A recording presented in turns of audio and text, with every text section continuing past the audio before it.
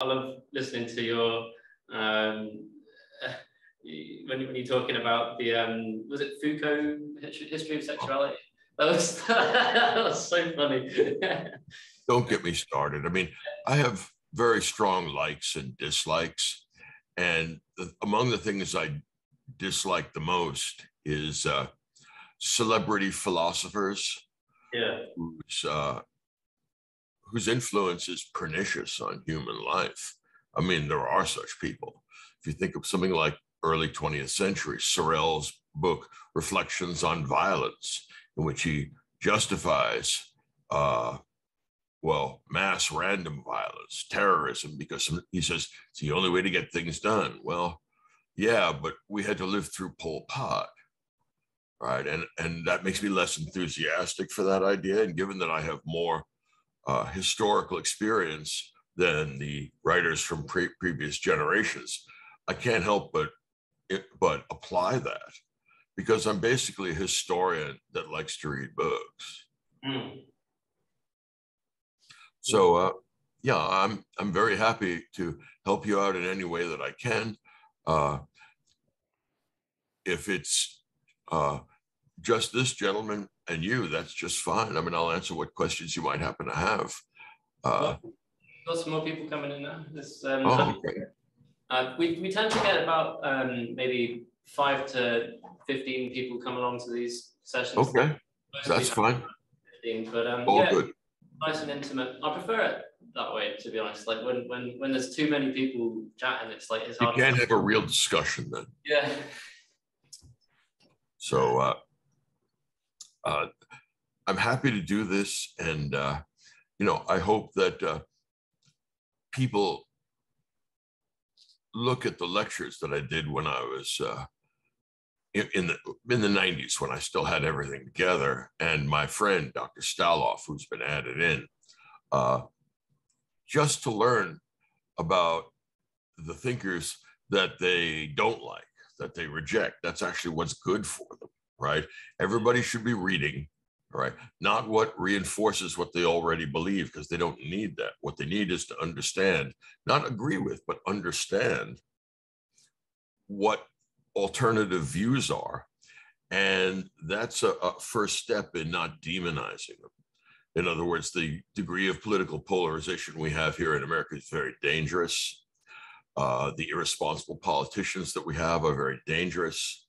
What you might call the decision-making class. I was a part of that.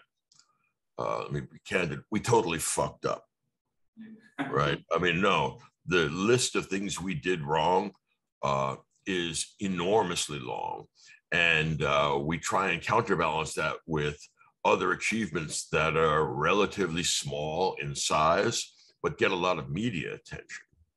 Mm-hmm. So, for example, our social structure, because of income inequality, which is rising, is now more and more approximating that of Brazil. And the problem is that's just dangerous for a ruling elite. If you want to stay in power, act like a human being, right? What causes revolutions is not Marxist ideology. Most peasants without an education have no chance of reading Marx. What they will do is follow anyone that says, will follow anyone that says, I want to give your children an education and I want everybody to have enough food, right? Mm. It's much simpler than that.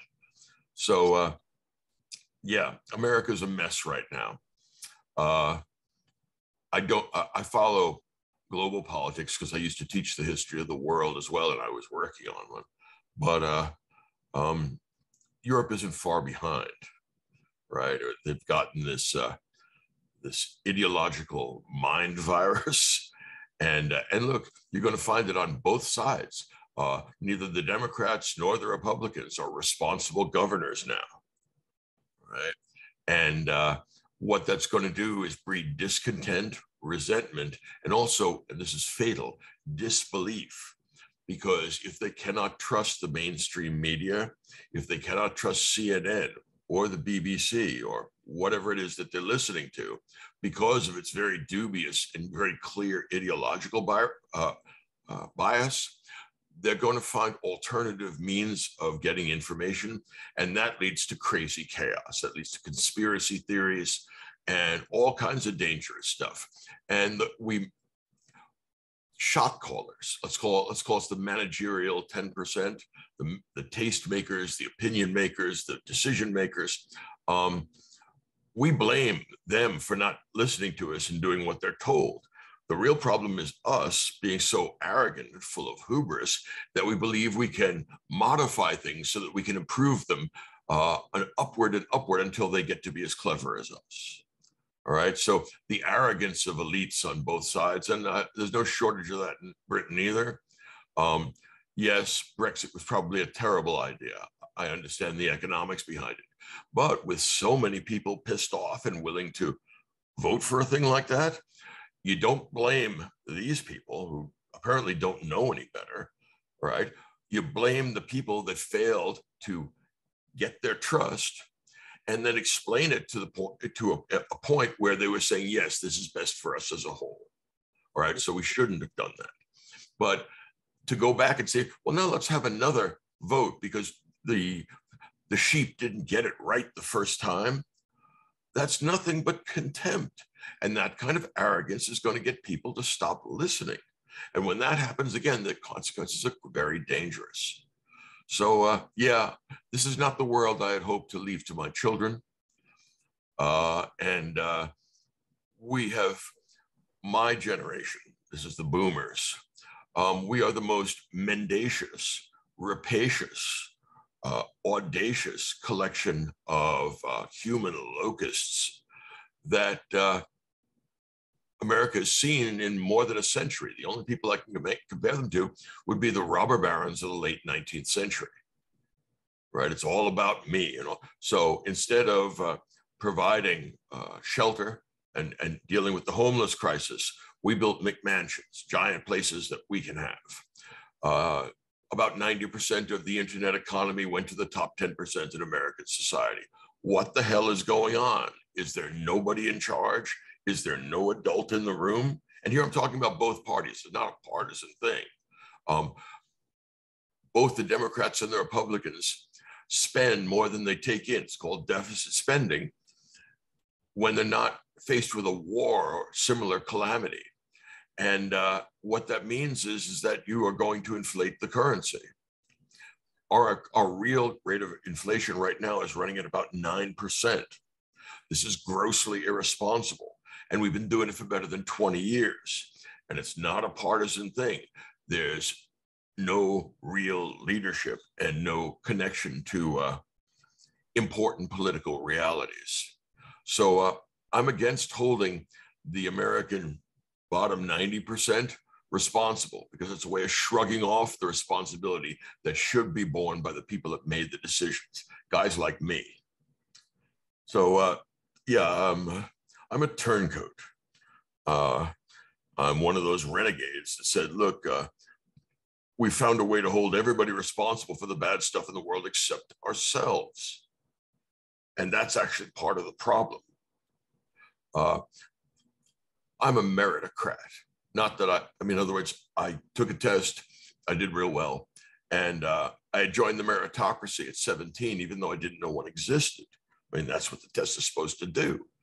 And the danger here among those that go to famous institutions and get big league credentials, I guess for you folks, it'd be something like Oxbridge, is that we start to believe our own propaganda, and we don't think, wow, I'm distinguished by the fact that I could solve logical puzzles as a late adolescent. We think, I'm full of moral virtue because I'm so much smarter than everybody else. This is fatal arrogance, and it really has to stop. So one of the things that I was prone to do was slap my students upside the head. In other words, show them what the limitations of their knowledge really are and give them problems that are outright insoluble, right? And then let them percolate like that. It's good for people to discover their ignorance.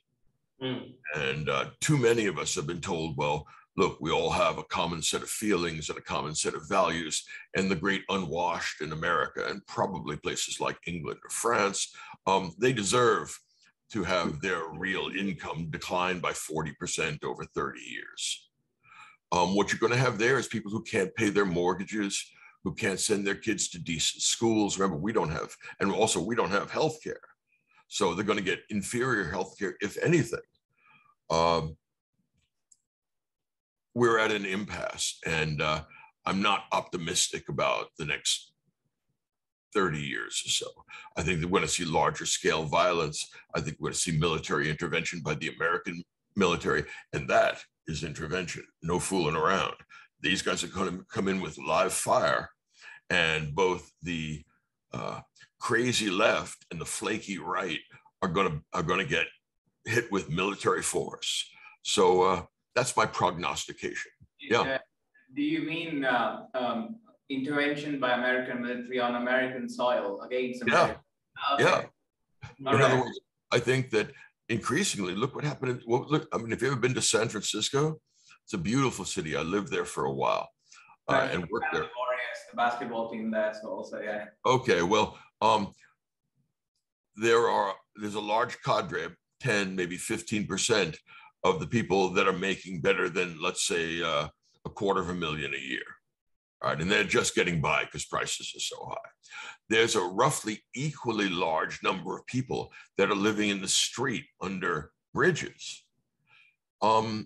This is unsustainable, but Americans are afflicted, and not just Americans, with short-term thinking. How do I get to the next quarter with profitably if you're a corporate exec? How do I get to the next election if you're a politician?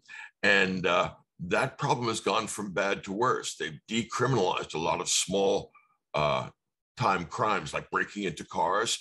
So people actually leave their cars doors open, put a little sign in the windscreen that says, I don't have anything in here, you can check. Mm-hmm. So civil society is badly broken down. It is legal in San Francisco to shoot drugs, all right, in the street where people can see you. Mm. It's legal to defecate. It's legal to solicit prostitution and engage in sex acts. I mean, it's completely gotten out of hand.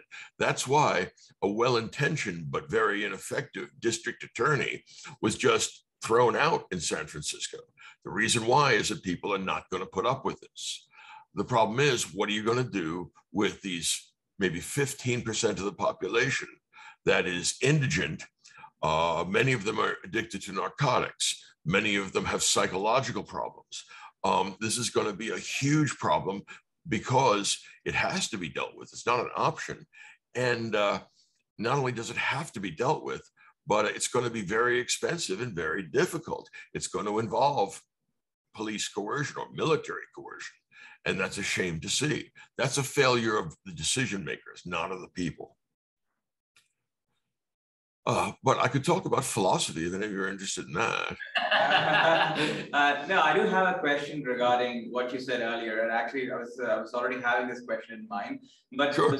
One thing while going through your incredible series of lectures, the very fact that they're available on YouTube for public consumption is miraculous indeed. And while I was going through that, I was thinking that, of course, you must have a certain stance to it. Okay, I like these philosophers and I may not agree with these philosophers. Yet, well, even on careful listening, I can't really tell whether you are agreeing with someone or disagreeing with them while you're lecturing on them. How did you manage to achieve such an incredible unbiased, at least appear to be unbiased take? And how does one go about reading such material that they disagree? Okay. All right. If you ever look me up on Substack, I have some of my writings there. And one of them is advice for teachers or teachers to be. And part of the advice, one of the things I told them is what you want to become insofar as possible is transparent. All right. We are not here to find out what you think, although that will necessarily reveal itself eventually. We are here to find out what Aristotle or Aquinas or Descartes thinks. And then after you explain to them, good morning or good afternoon, after you explain to them what it is that the philosopher thinks, then and only then can we make sense of it and can we offer reasonable criticism. And not just reasonable criticism. Sometimes I just think that the lack of moral order or the lack of a moral compass makes me hold a thinker in much less esteem, but also I find his arguments much more questionable. The best example I can give you is Heidegger. He was a Nazi. And even after the war, he didn't give that up. So there are two groups of people that really piss me off. One, we have them here more than in America or more than in England, is preachers that can't keep their dick in their pants. In other words, they're engaged in all kinds of sexual transgressions, right, while telling everybody else how to live, all right? Not only are they making a mess of their own lives, but they're making a mess of other people's lives. And they're making serious and oftentimes good ideas, like the parable of the Good Samaritan, appear as hypocritical as they are. So they have a responsibility. If you have a problem with your sex life, do not do this. There are other things you can do to earn a living, all right? I don't care about what they do with their spare time or how they get their kicks. I just don't want them to undermine one of the things that holds us together, all right? Remember, that religion comes from Latin, religio, to tie together, right? The other group that I don't like is philosophers that tell other people how to live and what's valuable in life, and then end up supporting Hitler. You owe us an explanation for that. And if, as I suspect, this is a necessary outgrowth of your philosophy, you need to explain to us how you've modified your philosophy so that it doesn't lead to genocide. I have a thing about that.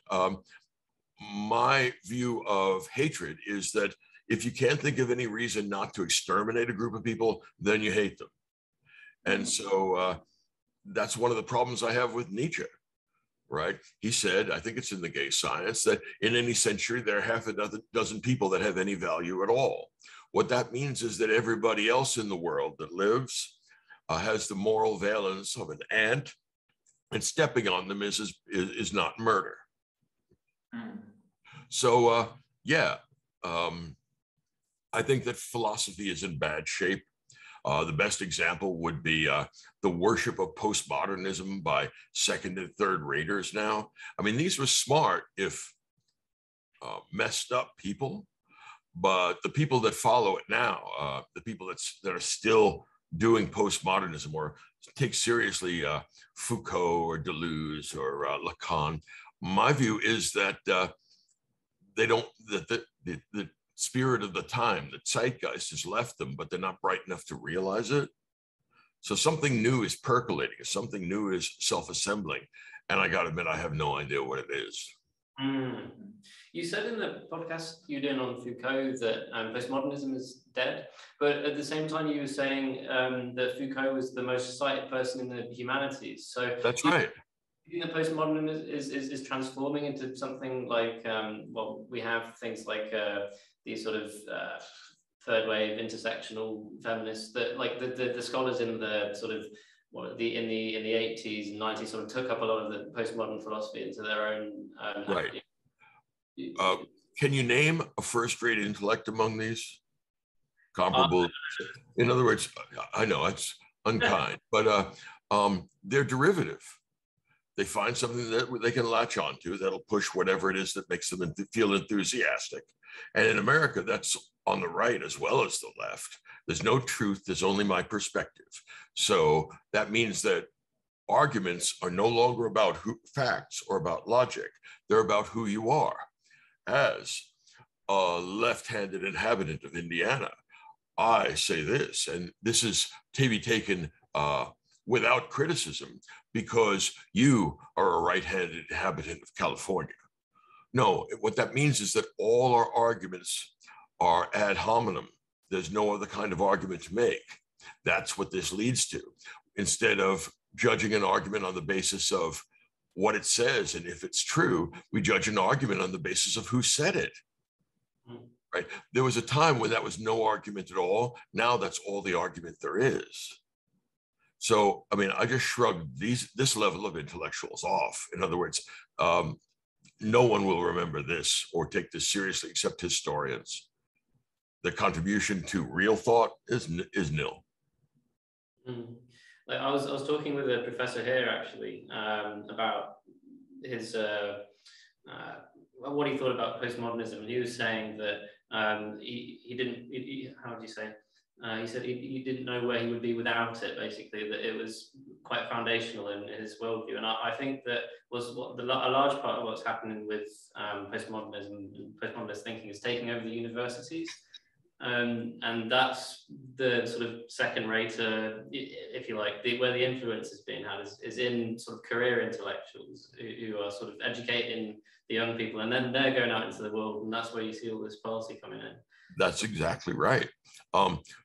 Postmodernism right now is not a question of intellectual capacity or intellectual insight. It's a question of sociology. Who's running universities? And these are the people that decide what can get thought and what can get said and what can get taught.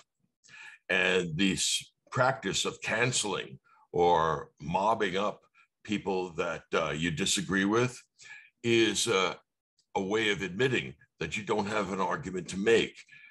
And that's an admission by the faculty administrator and administrators. And I don't hold the students responsible because they haven't been taught how to differentiate between truth and false or good and bad arguments. Instead, they've been told to react and have feelings, right? And their feelings are inviolable. In other words, no one dare question those feelings because feelings entitle them to actions that would otherwise be criminal. Yeah. All right. So I'm sick to death of self-esteem. I'd rather see people earn some self-esteem rather than get it as a kind of prize for showing up. And I am sick to death of authenticity. What if you're an authentic criminal? What if you're an authentic leader of genocide? I don't see any reason to believe that Pol Pot was inauthentic. I just don't know why I should care. I think we would all have been better off, and Cambodians in particular, if he had decided not to be authentic. Yeah. But that's not an opportunity. That's not an option, because authenticity, being who you really are, is a kind of summum bonum. And what that is a great impediment to real education. Remember what I said a little earlier about the discovery of ignorance?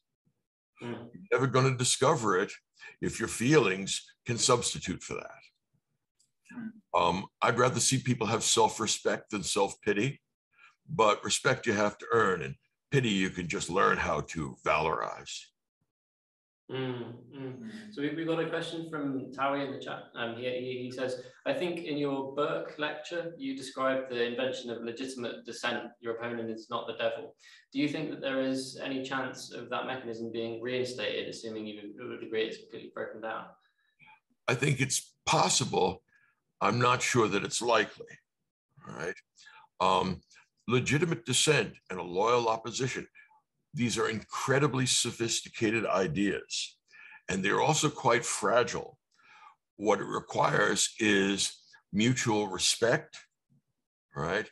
And also an interested argument as it is, or rather argument in itself, rather than argument in terms of who makes it. In other words, if a very evil man, Charles Manson, tells me that 2 and 2 is 4, there's no point in saying that's a criminal giving us that idea. I don't care. 2 and 2 really is 4. So I think it's possible for us to have a domain of legitimate dissent. I don't think it's possible everywhere in the world. Currently, I don't see anything like that happening in, say, Saudi Arabia or China, or, for God help us, North Korea.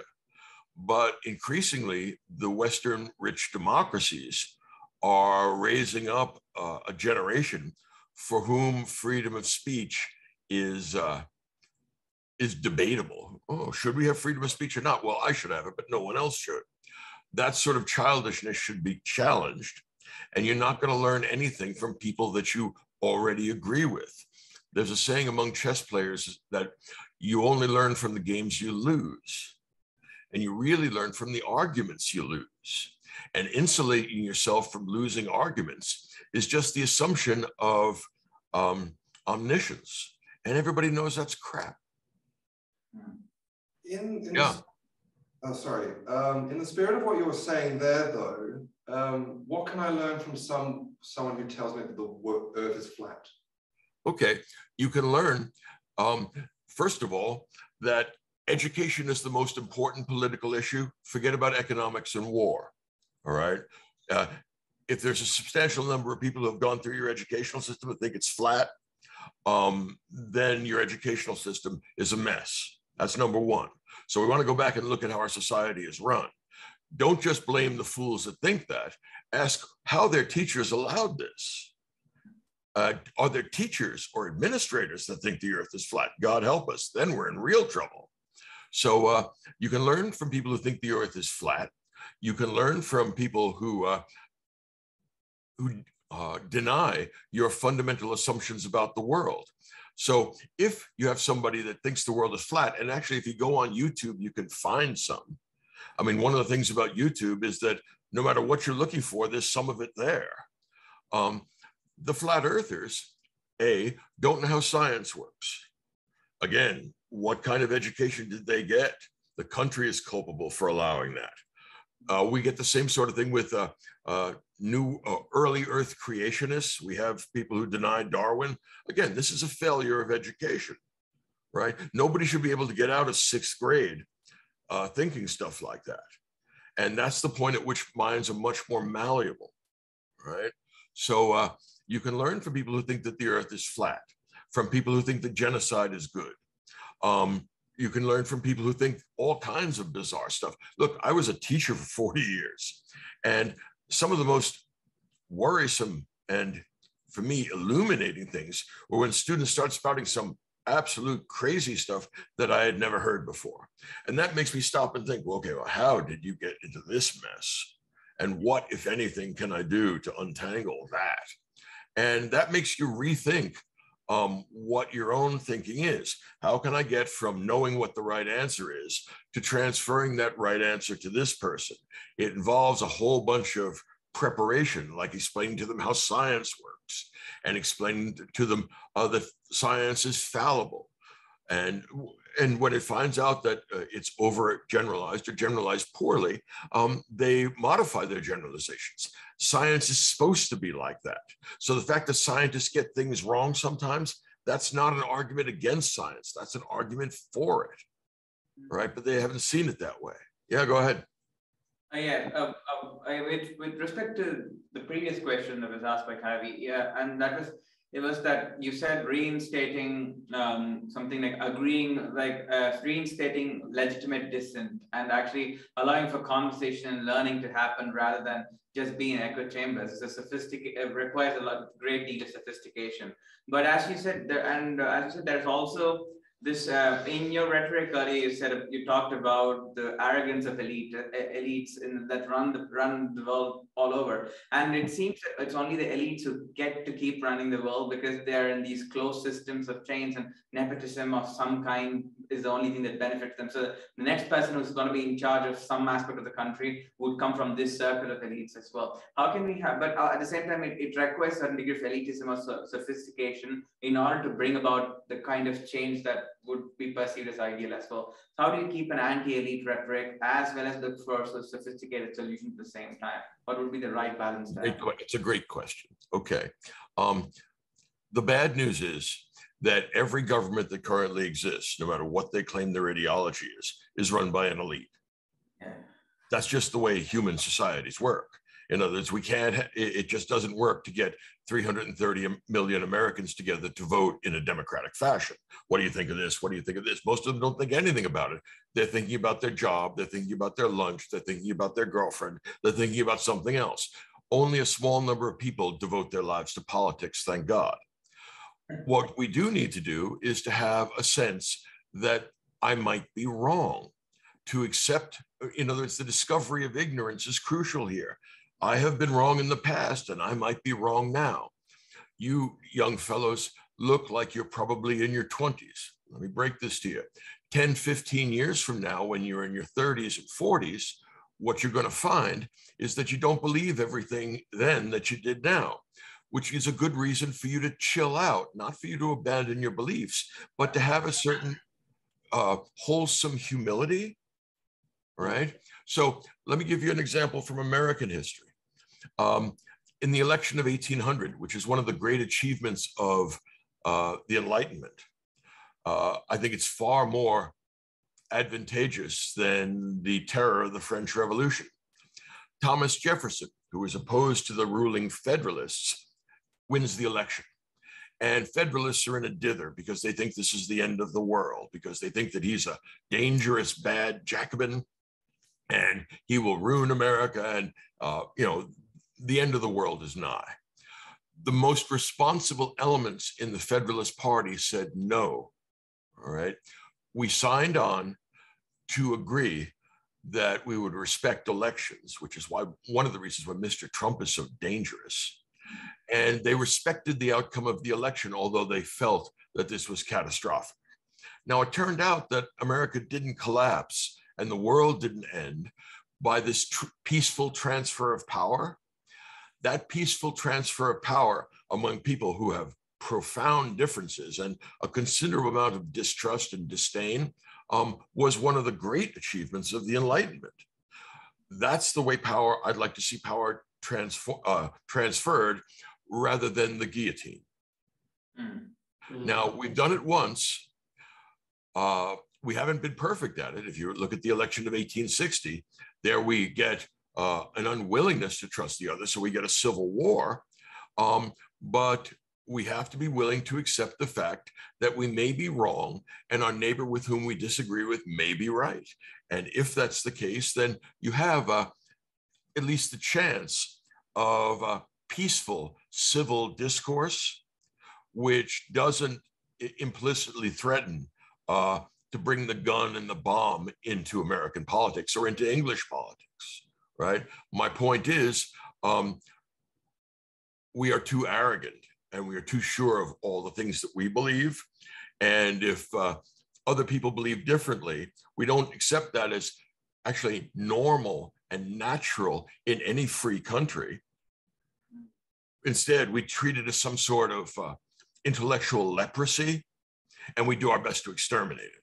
That's the beginning of the end. We have to stop telling people that they're always right and that you always have something important to contribute, and that your self-esteem is the most important thing. Self-esteem needs to be earned, not given. And that will give people self-respect rather than self-pity. And self-respect requires that you acknowledge that you're intellectually limited like everybody else. Before we come on to the question from Tawi in the chat, I just wanted to ask about, we spoke to Sheldon Solomon a few weeks ago. He's the inventor of, do you know terror management theory? It's a of what? Terror management theory. It's a theory in psychology. Okay. It's connected with this idea of self-esteem that's sort of rampant. What Sheldon's idea is that self-esteem within a worldview that sort of offers some comfort about death anxiety. So if you cling to sort of like a national identity or something that's going to be there when you're no longer here, that sort of the reminders about death anxiety ramp up this sort of drive towards things that give you more self-esteem, or there's various different effects of it. I was wondering, because you connected in your lecture about Heidegger, the second part of his book, to Ernest Becker's The Denial of Death. That book is basically what Sheldon's work is based on. I was wondering, just so that I can talk. Sure. I've had metastatic cancer for the last 11 years. So I am very much conscious of my own mortality. And every day is another bit of sand through the hourglass. So I understand what anxiety is, and you can use it constructively or destructively. But the most important thing to do is not to use it for make-believe constructions, right? not everyone is good and not everyone merits self-esteem. I don't think Charles Manson should have a great deal, should have self-esteem at all. He's a wretch. You know who that was before your time, but he was a mass murderer. Yeah. Right? Okay. Or Sharon Tate, that's the one, right? yes, that's the one. Yeah. Okay. So how about we look? Oh, and another dangerous thing is the fact that it's infected politics. I don't know if you're aware, but you can look it up on Google. There was, and perhaps still is, a California State Board of Self-Esteem, whose job is to make sure that all Californians have self-esteem. I mean, I think when everyone has self-esteem, nobody has self-esteem, because not everyone's conduct is estimable, right? If you're a child murderer or if you're a wife beater, I don't want you to say, I'm really proud of this. I want you to say, my life is messed up and my conduct is unacceptable, and telling me that I should just be me, my authentic self, is a lapse in moral judgment. Yeah. It's a curious thing though, because at the same time, people who have their life together don't tend to turn into child murderers. That's good, yeah. So it's a kind of a chicken and the egg thing. Are we telling child murderers to have self-esteem, or are we telling people to have self-esteem so they don't have to become child murderers? Okay. My sense is that people do not decide to murder children because they don't value themselves enough. I think they do it out of homicidal rage that probably has some sexual twinge to it. And I think that encouraging every possible emotion and every libidinous desire is a mistake, right? What we need is a goalie in front of the net saying, I'm sorry, if you think that killing your neighbors or genocide against another religious or ethnic group is a good thing, you don't get to have self-esteem, you don't get validated, and people don't pat you on the back. You can't appeal to the government board for self-esteem saying, I'm lacking in self-esteem because I want to kill everybody that's left-handed. Yeah, go ahead, please. Do you feel like then there is some parallel in that sense of you don't deserve self-esteem? There's a parallel between that and cancel culture, where if you present either politically incorrect or progressively or regressive ideas, that you don't deserve to have a platform. Okay, here's the difference, right? If universities are not places where you can speak freely, where can you, right? So if someone wants to say, I think genocide's a good thing, and there's somebody on campus that wants to sponsor that, I say, let them in, because iron sharpens iron. If you have good reason to believe that genocide is an evil, show up, ask a question. Don't shout him down, because shouting someone down or refusing someone a platform does not make evil ideas go away. It drives them underground, and it gets them a sympathy that they do not deserve because they can represent themselves as being oppressed. So I'm okay with real Nazis and real fascists and real Stalinists and real Maoists to be allowed to speak on campus. I don't care what they believe, and I don't care how people's feelings are. It's more because universities are not here primarily to develop your feelings. They're here to primarily develop your intellect. And you'll develop your intellect, first of all, by realizing how big human nature really is and how far your local echo chamber is from representing the entire understanding of what people believe. And you also have to learn how to handle yourself. You have to learn how to handle ideas that you find repellent or repugnant. You don't do that by acting like a 2-year-old throwing a tantrum. You do that by acting like a 22-year-old and asking a lethal question. So in other words, for someone that likes genocide, so you like the idea of the Holocaust, and you like the idea of, say, the extermination of the American Indian. And you're like, I mean, look, England has had plenty of genocide. One of the most important books lately written is by a guy named David Reich. He runs the historical genetics lab at Harvard Medical School. So this is real legit stuff. In other words, it's about ancient DNA that they can get out of bones. And although it can't tell us everything, what it tells us is dispositive. I mean, there's no wiggle room here.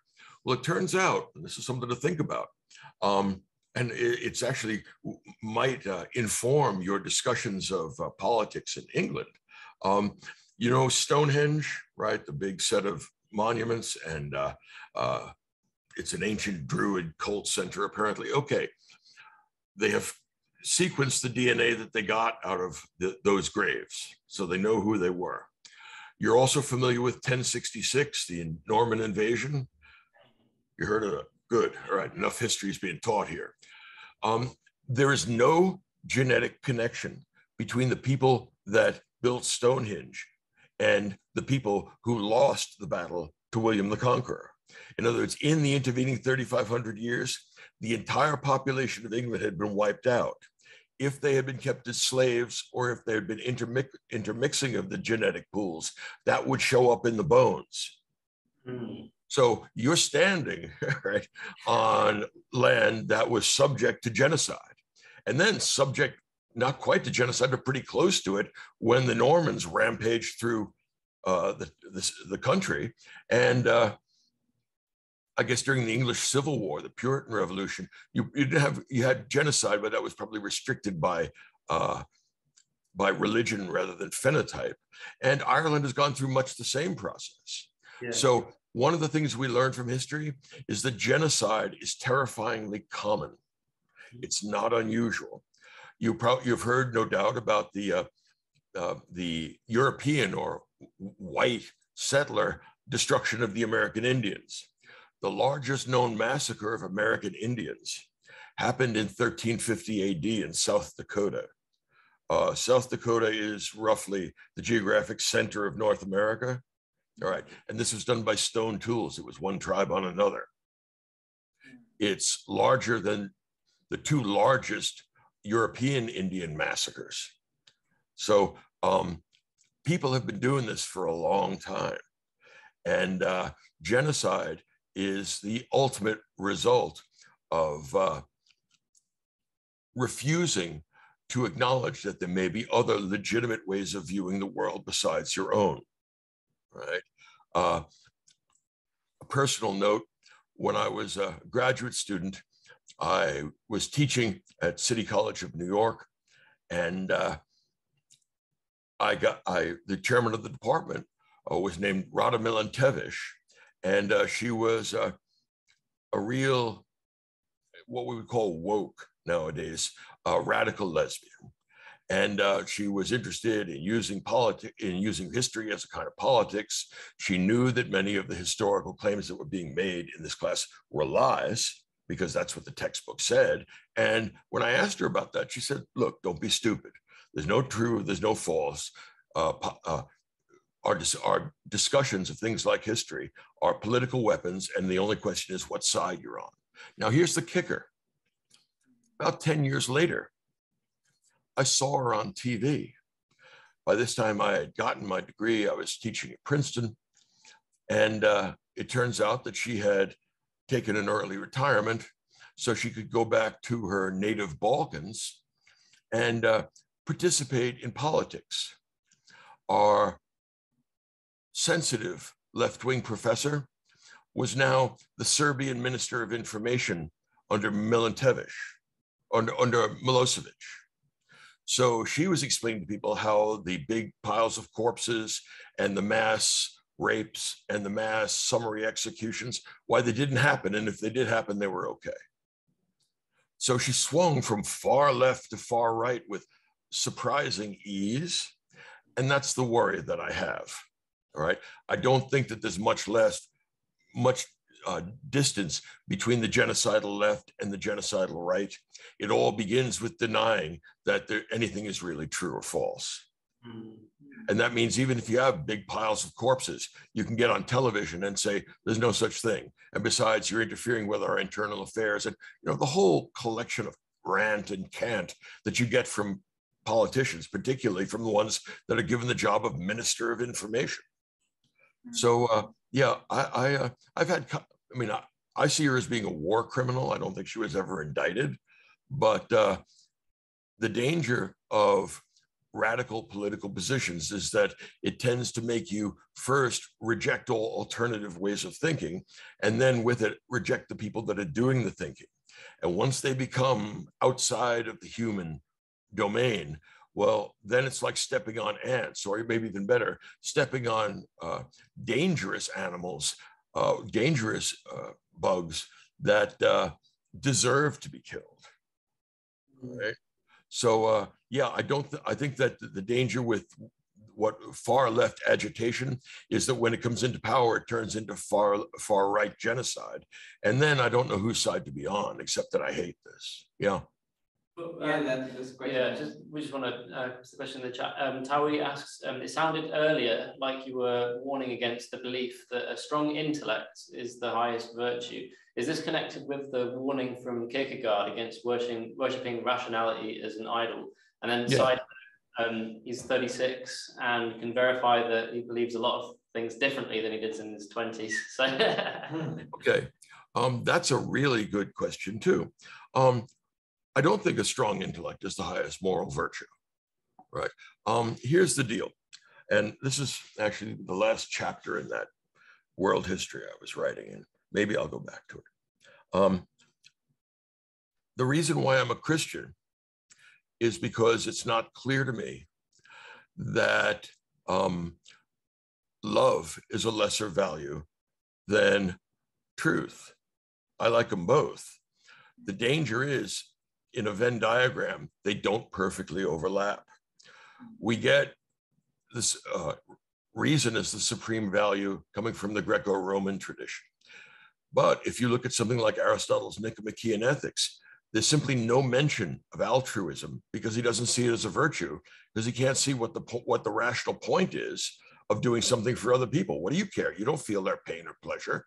I mean, if you want people to applaud you, maybe you do it then, but you always do it because you're egoistic in your ethics. Jesus says, the Good Samaritan, the guy that helped out someone for no advantage at all, that's actually something that we can introduce that will modify the egoism of rationality. So I don't think a great Plato, and I love him, but I also get angry with him sometimes. He thought that a superior intellect was the greatest virtue, and I'm not convinced. I can think of many evildoers who had very high IQs.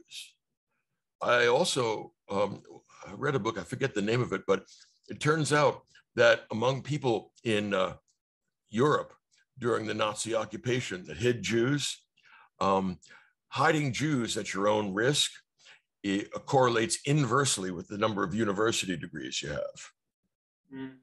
So the better your intellect and the more sharp it's been made, the less you are inclined to offer common decency and common righteousness to people that when it doesn't advantage you.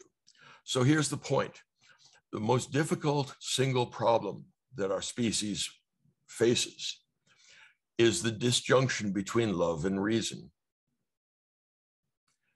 And what I find very difficult is that I don't see any way to make them completely overlap in that Venn diagram. So sometimes you're going to be forced to choose between what makes sense and what is benevolent. My point is this, maybe making sense isn't everything. Yeah. Yeah. I mean, object to this, push back on this. I mean, if you see what I'm saying, go ahead.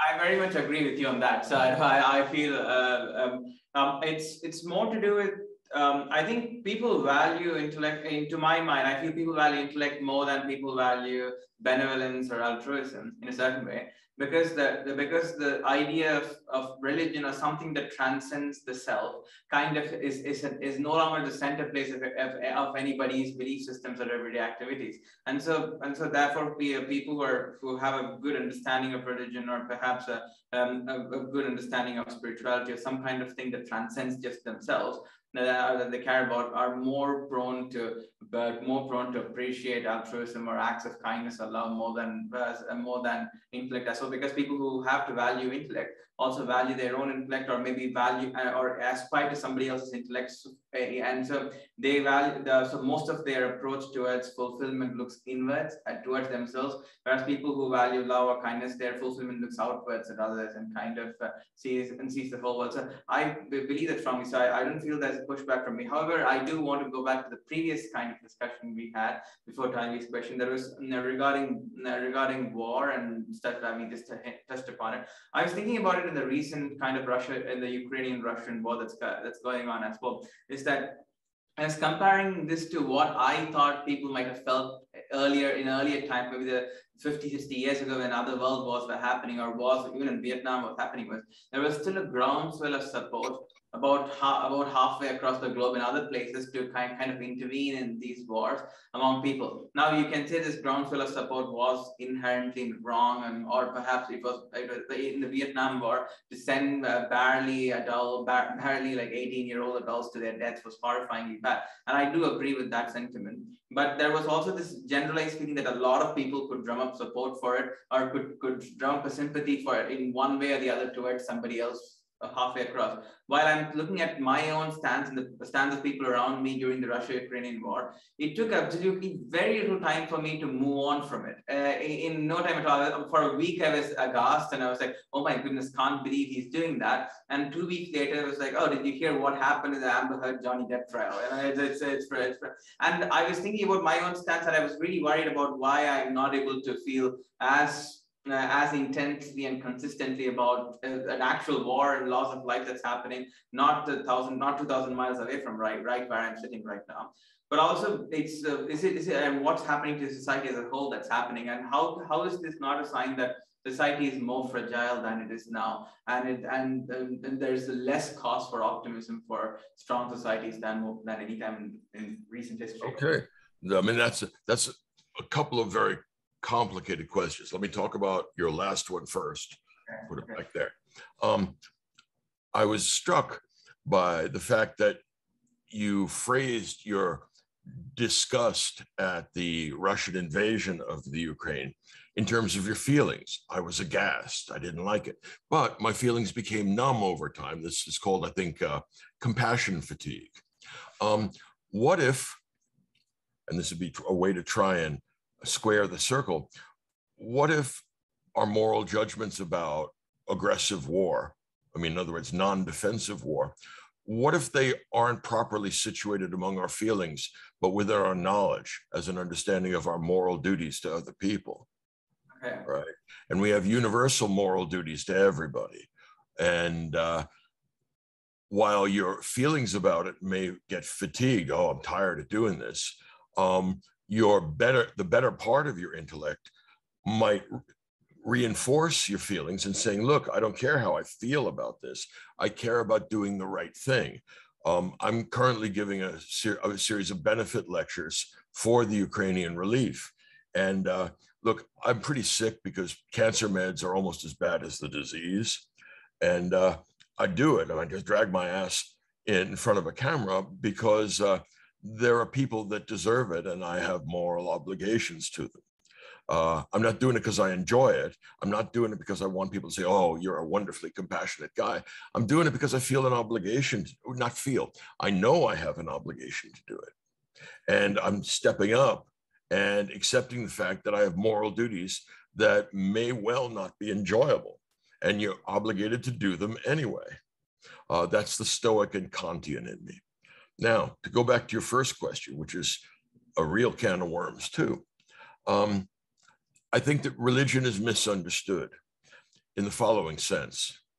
I don't treat religion as a set of propositions which are true and false.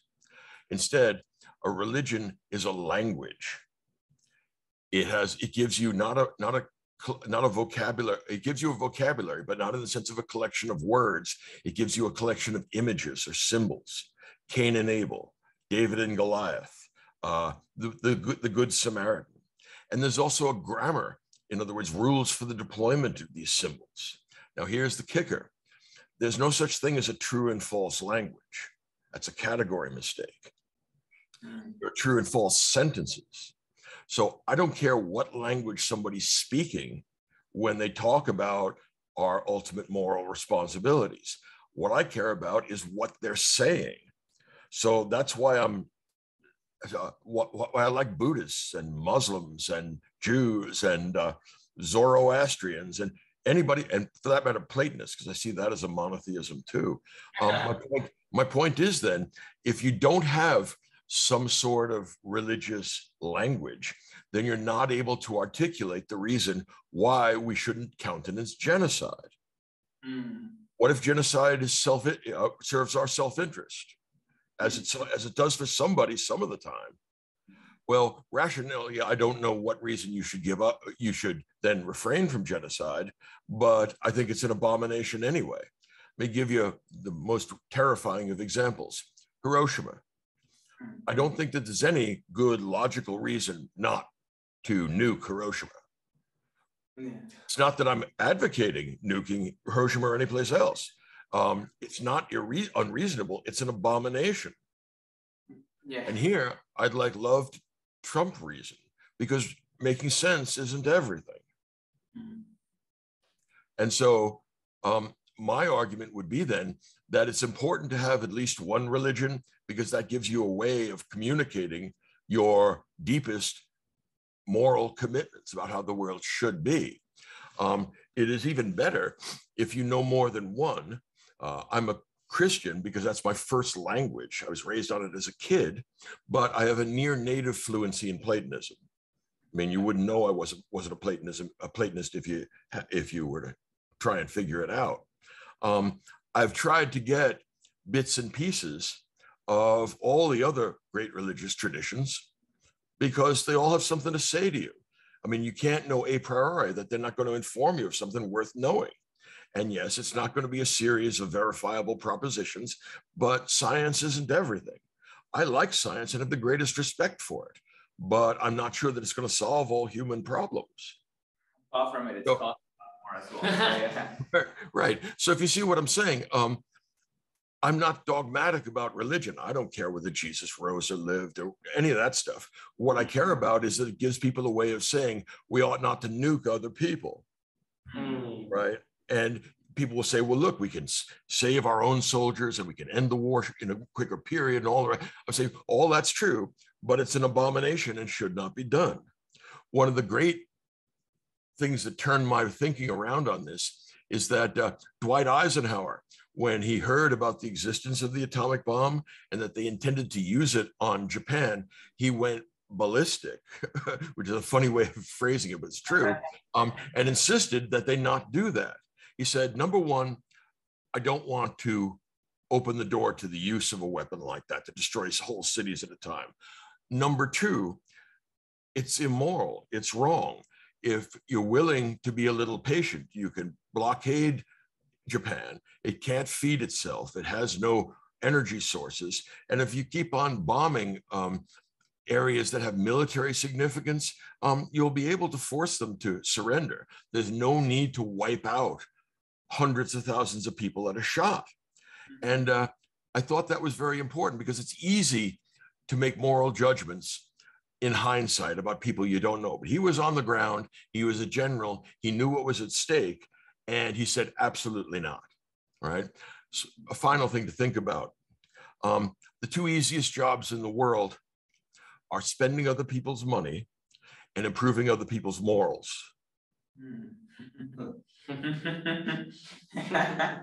That's something to consider. I should charge for this. No, I mean, a real teacher teaches you for your benefit, not for his. So we've got a few questions, if you have time for them. Yeah, go ahead. So one question was from somebody who couldn't come today. He asks, and it's quite linked to what we were just talking about. He asked, what was the most important lesson you learned from the Bible? Oh, the parable of the Good Samaritan. If you had told that to the Greeks, they would have looked and said, well, the first two guys that passed by, that makes sense. This costs him 2 silver coins to help somebody that he's probably never going to see again and does him no good. Why would you do that? And the problem is, of course, it doesn't make any sense. It's not rational. Self-interest might well be rational, but as Adam Smith himself says in the Theory of Moral Sentiments, market self-interest and rationality needs to be balanced with a sense of sympathy, of love for other people. And that's actually why Adam Smith is generally misunderstood, because people will only read his economic writings, the Wealth of Nations, but they don't want to read enough so that they understand that this guy has a set of assumptions about the human psyche, which would make self-interest in capitalism mitigated by what you might call Christian religious impulses. And here I'm not talking about dogmas about rising from the dead and stuff like that. I mean the Good Samaritan. There's nothing in the Greeks or the Romans, and take it from me, I've read them. There's nothing comparable to the parable of the Good Samaritan. That's the reason why I really like Buddha too. So the last question we have from Tawi is maybe the most common objection to what you were saying about religion is that religion has still led people to commit the worst acts imaginable through history. Perhaps these cases are even worse since those committed them believed deeply in the righteousness of what they were doing. Okay, I would push back on that. I don't think that the Mongol control of Central Asia was driven by their sun worship. Yeah. I think it was driven by the fact that they had massive cavalry armies that nothing could withstand. I don't think that the genocide of the inhabitants of the Americas was driven by Jesus so much it was driven by avarice. Yeah. I mean, that's just me. I'm a little cynical in that respect. It's not that religious people haven't done evil. The point is that everybody's done evil, whether they're religious or not. And most people most of the time. So because then there must be somebody who rationalized it under religion and stuff and something else. I'm sure that they could. That's why religion is one of those common properties, and co-religionists have an obligation to go back among their own because they have credibility there and say, this is wrong and I will not put up with this. A good example would be the sectarian religious conflict in Northern Ireland. Once we get an agreement, the best men or the best women in each community should not go to the opposite community. They should go back to their own and say, so help me God, you will not break this truce. You will not inflict this on my children. And if you do, you will not have to worry about them. You'll have to worry about me. Yeah. Right? So, I mean, I have a friend who's a Jewish doctor, and he goes back to the Jewish community and says, look, we're not putting up with this. I do that with the Catholic community. I say, look, there's a long tradition of anti-Semitism. Bring it, I will crush you. And I have. Another thing that is unacceptable is pedophilia. I'm tired of having this swept under the rug. I'm tired of hearing lies and excuses. So what I propose is that everyone not give any money to the church. And here I'm talking about the people that actually go. Don't give them a nickel until they actually do this, because they will take money seriously. Mm-hmm. So being a member of a religious community can allow you to steer it ever so slightly away from what's evil and towards what's good. Mm. Right? And if you try and do that as an outsider of that religious community, people are not going to take you seriously because you lack credibility. Mm-hmm. Right? So, yeah, we all start with our own families and our own communities, but our moral obligations are like a bullseye, concentric rings. And Jesus was thoughtful enough to extend them to people on the other side of the world that we don't know and will never know, which means everybody counts now. There is no other anymore. And all I ask you to do, for those of you who don't like Christianity, stop and look at the world around you and ask what happens when we no longer tell the story of the Good Samaritan. We teach 5-year-olds the difference between right and wrong using that. We don't have to give them complicated philosophical stuff. You just say, what do you think about the man who helped the man that was all beaten up? Was that a good thing or not? Do you think we should take care of people that get hurt? And that is the beginning of sanity and grace. one of the other things I really love about the Good Samaritan story is that there was no chance that the Samaritan would have been a Christian or a Jew. It was just some guy like who's worse than that. It's not. Yeah, it's not a Christian or a Jew. He's a Samaritan. Let me explain to you what a Samaritan is. Samaritans are the people that were originally Jews that were swallowed up in the Assyrian invasion of 786 BC. And that's when they lost the 10 lost tribes of Israel. These people gave up on their own monotheistic religious tradition. They intermarried and had religious and had cultural syncretism with the local non-Jews. And so by the time Jesus is around giving this parable, they are regarded as ritually unclean, like pigs or shellfish. You can't have dinner with them. You can't touch them because they're unclean. Jesus says, the first guy that walked by was a priest, and the second guy was some other religious figure, and they're Jews in good standing. The Samaritan is outside this, and we look down upon him, we disdain him, but he's the one that's genuinely godly. So it's not just some random person. This is somebody that's actually walked away from ritual and from tradition, but still has the fire of love burning. I always think that's a really important sort of detail that people leave out of the story, is that the Samaritan is someone that you don't like. Right. In other words, this is someone, I don't know, what would it be like the Dalits in the caste system? You can't come near them. They're unclean. But perhaps it turns out in reality that they understand the difference between right and wrong. And that means our ritual observances are a hindrance to religion, not a help. Yeah, that Dalit problem was a huge thing. Even it still goes on to me. I'm from India. So right. Look, it still goes on everywhere. It's like fingers on the same hand. It can be about religion. It can be about race. It can be about ethnicity. It can be about class. And the only universal set of moral rules that take into consideration the value and dignity of every person, they all turn out to be religions. It doesn't mean that's all religion does. It does lots of bad stuff, but it's our only chance of finding our way through this labyrinth. If you want to find someone that I think is a great Hebrew prophet of the 20th century, since you're musicians, you probably know, who am I thinking of? The Canadian musician, Cohen. What's his first name? Leonard Cohen. Yeah, that's exactly right. He's a prophet, all right? He makes constant reference to Hebrew scripture, but he also understands Christianity and respects what's good in it. And I think that's the smart thing anywhere, right? It's not accidental that he makes general moral arguments about the direction and fate of the world, where most popular music is talking about sex and anger. Yeah.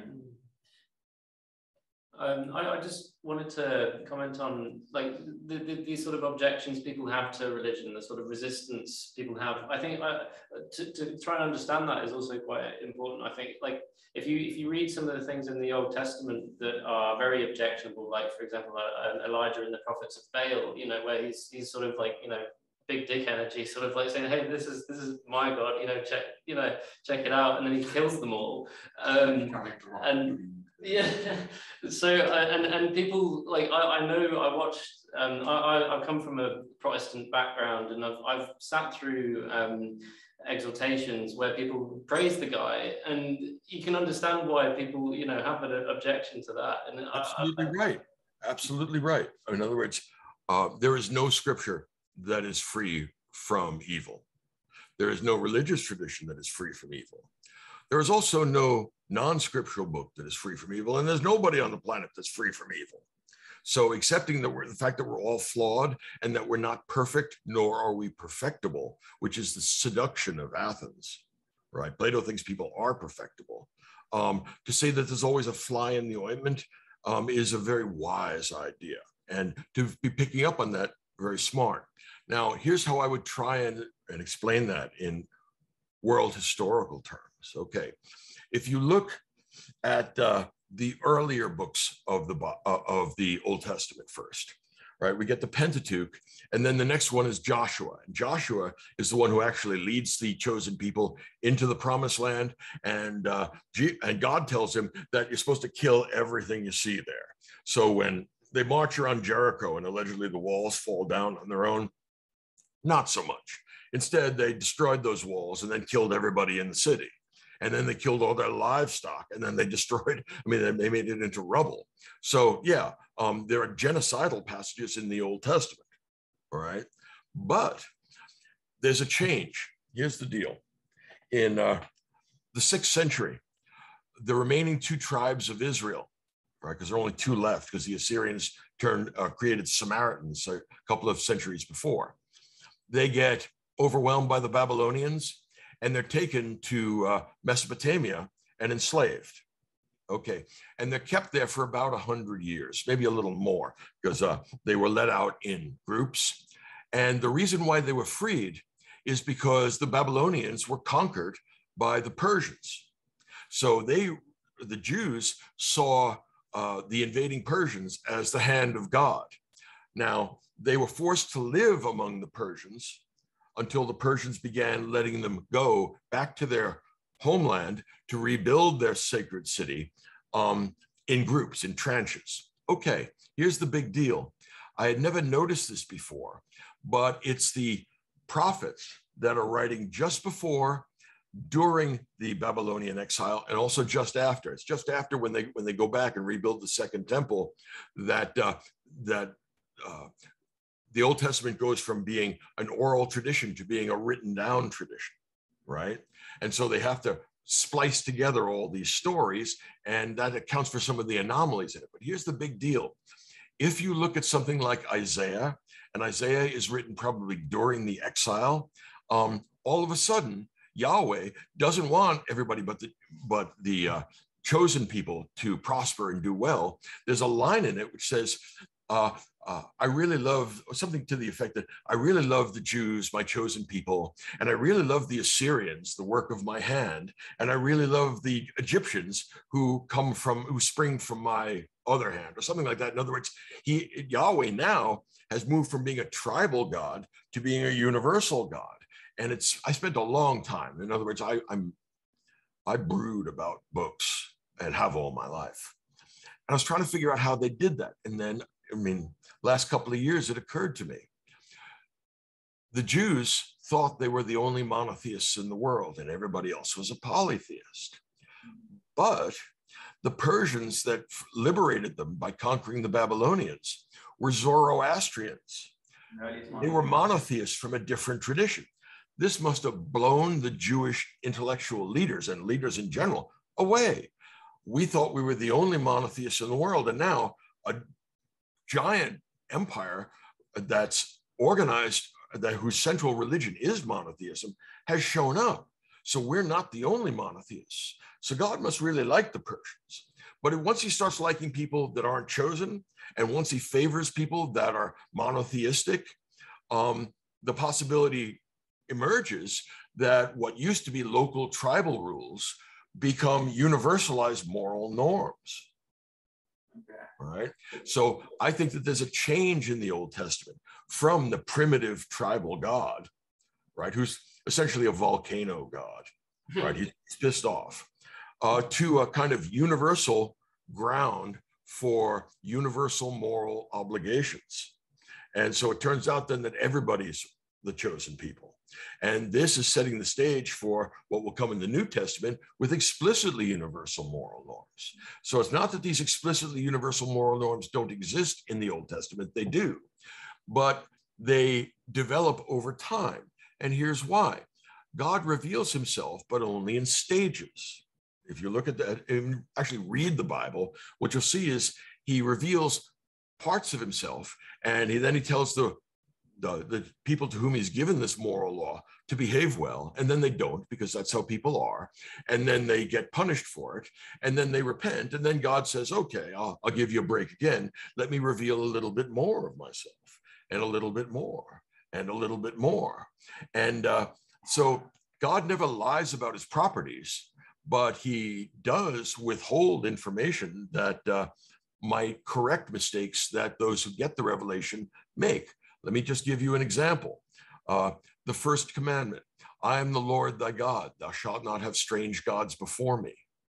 Now, you'll notice there in England and here in the US, it is illegal to own heroin, it's illegal to own cocaine, but it's not illegal to own magic fairy dust because magic fairy dust isn't real. You only prohibit real things. So in the first commandment, when God prohibits them from having other gods, that assumes that other gods are real. Yeah. Now, the people he's talking to believe that, but one assumes that Yahweh does not. It's not that he's lying by saying that they're real. He says you can't have any other gods because the people that are getting this information believe in other gods, and that's what makes them so tempting. So my point is this: later on, by the time we get to the post-exile or Babylonian exile, we're going to get the idea of one God being universal, and that doesn't get revealed immediately. So my point is that the first commandment is not monotheistic, it's monolatrous. It doesn't say there aren't other gods, it says you can't worship them. Mm-hmm. Later on, Yahweh's going to let them know this. By the way, there's no other God to worship, so the whole idea was stupid. I was just taking my time explaining. Yeah. So again, read carefully and with some degree of sympathy and curiosity, you'll get a lot more out of the text. Yeah, please do let us know when you're. Yeah, I'm kind of fading now. I have a Q&A to do this afternoon for the for the Ukrainian relief, but I'll take one more question. So make it hard. I mean, I have another one. Just on this topic, I do have a feeling that there's a sort of leftover evil that's not dealt with in the scripture. And you find it in Revelation where there's a sort of feeling, instead of like a resolution where everything's sort of light and happy, there's a absolute sort of wrathful side of God that you see there. You can see it in like your second chapter of Revelation, where Christ says, I've given the harlot Jezebel time to repent of her immorality, but she's unwilling, so I'll strike her children dead. There's a sort of like there's a darkness there that I don't see resolved necessarily through Christ's sacrifice. Like, what would you say? I have no idea whether it has anything to do with Christ's sacrifice. It's one of the weirdest books of the Bible. Okay, you get the lamb and the bowls and the seals and the trumpets, and it's like a bad acid trip. Okay, the way I handle Revelation, because I make very little sense out of it, is to argue that this is a macrocosmic representation of a microcosmic experience. In other words, it's the end of the world. And what happens is when you change your religious orientation from the absence of religion to the presence of it, the end of the world happens every day when people do that. And what this is I treat it as an allegory of human psychology. And believe me, when you finally break through and see religious stuff as being serious, that is Armageddon, because it totally messes up your brain and it makes you reevaluate all your other thinking. I mean, I used to think that, as somebody suggested, reason was everything and a big brain was everything. No, it's not. Second to that, this book is extremely important because it introduces to not just the Western world, but to the world, a new conception of time. And that means a new conception of history. Every place in the world, in the archaic world, views history as being circular. It's a cycle. Think of the cycle of the seasons. Think of the cycle of regimes. The original word for revolution meant the revolution of the heavens, coming back to an original place. And that's where we cash in the old government and start a new one. Even in Indian religions, there's the reincarnation of gods that goes in a cycle. There we go. It's another cycle. So China, India, Persia, the Med Basin are all cyclical. Even the Aztecs or the Olmecs The Mesoamerican civilizations, insofar as we understand the calendar, believe that this world's a giant, that time is a giant circle. All right, what Christianity does is introduce the idea of linear time. Actually, it's probably implicit in the Old Testament too, but it's made very explicit in the New Testament with Revelation. History has a beginning, which is Genesis. Now, you don't have to believe that God made the world in 7 days. It just has a beginning. That's all you need. And then it has a middle. Depending on what religious tradition you take, the middle is going to be most likely whatever prophet you think is most important.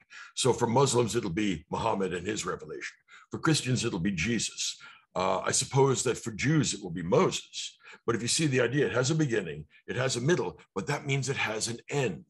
Now, you may wonder why this is important. Well, it's hard to explain or to describe what the end of the world would look like. If you like the kind of imagery in Revelation, that's of course fine, but I can't make much sense of it. But I do come away with the sense, right, that they've invented a new way of looking at time, and as a result of a new way of looking at history. Now, fast forward into the Enlightenment and post-Enlightenment, and what you're going to see is that some important German thinkers are going to pseudo-secularize this overtly religious linear conception of history, which requires a redeemer and redemption. And those thinkers will be Hegel and Marx. And everyone nowadays who believes themselves to be progressive is the heir to that Christian insight, because they're trying to create the end of the world, to abolish evil. If they're not, then there's nothing for progressive politics to progress towards. If it's circular, then you're just coming back to the same place. It's not progressive. Well, yeah, right. In other words, why bother? Why break a sweat? So we're going to ratchet up and make things permanently better. Well, okay. What this is the New Testament sanded down and varnished with technology and science. You see what I'm saying? In other words, if you don't get this linear conception of time and history, you don't get the idea of progress, and you don't get progressive politics. So one of the problems that I see in contemporary undergraduates is that they've been disappointed by their flawed education, because they don't know who they are and who their actual intellectual antecedents really are. In other words, their intellectual roots in a certain way. Well, but they have all the branches and none of the roots. Right? It's not an accident that both Kant and Hegel describe themselves as being Orthodox Lutherans, and Marx, although he was not a Christian, but a Jew, he took that Christian linear idea of history and then plugged it into economics rather than religion. One of my teachers in graduate school, one of my favorites, used to say, Marxism is the last great Christian heresy. And I don't mean that as a criticism. I like what's good in Christianity. I like compassion for the ill-treated. But don't tell me that you found out about that and decided to approve that by doing some rational activity, because I'm going to call your bluff and ask you, in what sense is it rational to care about people that you don't know that are in pain and ill-treated? And then we'll get bada, and then they'll make reference to some. Like of it, if you give me a minute. In that, I'm willing to give my students as much time as they want. It's more like if you are not going towards in terms of like helping others or showing kindness to others, and you're going towards your own views, like your own self-fulfillment, and you only see it as internal or just about yourself, then there is really no end to it, and it's very easy to get lost, and it's often not rooted in anything at all. And you can observe two cohorts of people, one who depend on kindness and social presence, and the other ones that are talking about self-fulfillment just for themselves. And you can find that in the longer run, perhaps the cohort with kindness and compassion survive better and are also much more fulfilled. That could be a review for that. Okay, all right. No, that's a very clever retort. It's wrong. All right, here's the reason. What you're doing is making an attenuated self-interest argument. Yeah. Yeah. Right? Yeah. So either you're going to take the Good Samaritan as it is, or you're just actually a little more clever about your deployment of self-interest. Yeah. No, that's true. Right? What Jesus or the Buddha allows us to do is to make reference to a story that we all learned as, or we probably learned as kids, that doesn't need to put a fig leaf of self-interest over love because it's not embarrassed about it. Okay, yeah. Right? You see how I'm deploying this as a language with which to talk about the most important things? I don't care whether Jesus walked on water. I believe in spite of the miracles, not because of them. Okay. People that like that kind of stuff are welcome to believe it. Key thing is this, and I'll leave you with this. Religions are languages, and the reason why this upper 10% no longer does it is because they disdain to talk to the other 90%. They'd rather talk to each other. It's hubris once again. And of course, that's what kills Greek heroes. Yeah. That's where tragedy comes from. Okay, thank you all. It's been a very enjoyable and interesting chat.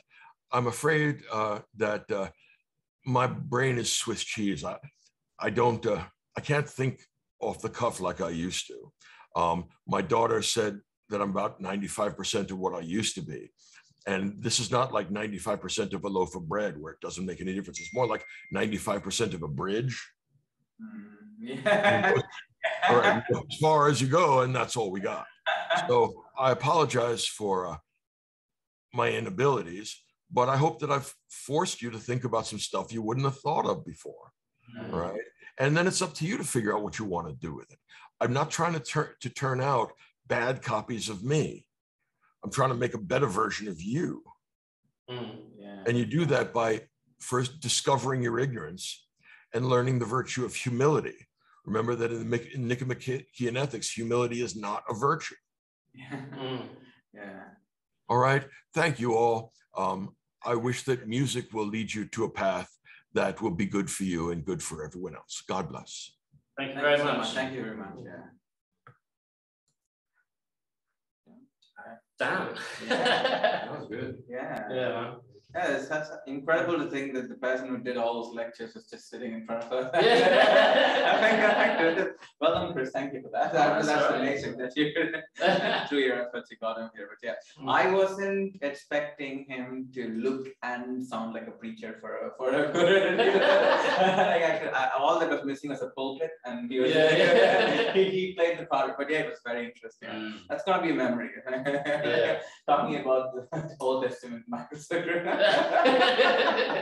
I'm so glad we talked about all that stuff, and also like he talked for about an hour and a half. Yeah, and he said, "Please, can we keep this less than an hour?" Yeah. So he's really enjoyed the discussion. He had to give you a minute. Yeah, I had to give you a minute. Yeah, just a minute. What's a minute in 90? You know, it's like it's just hardly more than 1%. So yeah.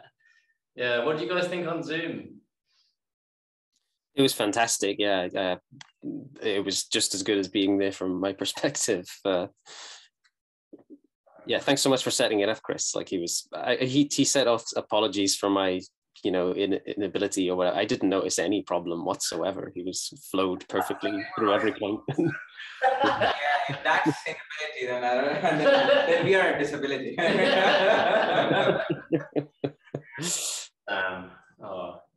That was brilliant. All right.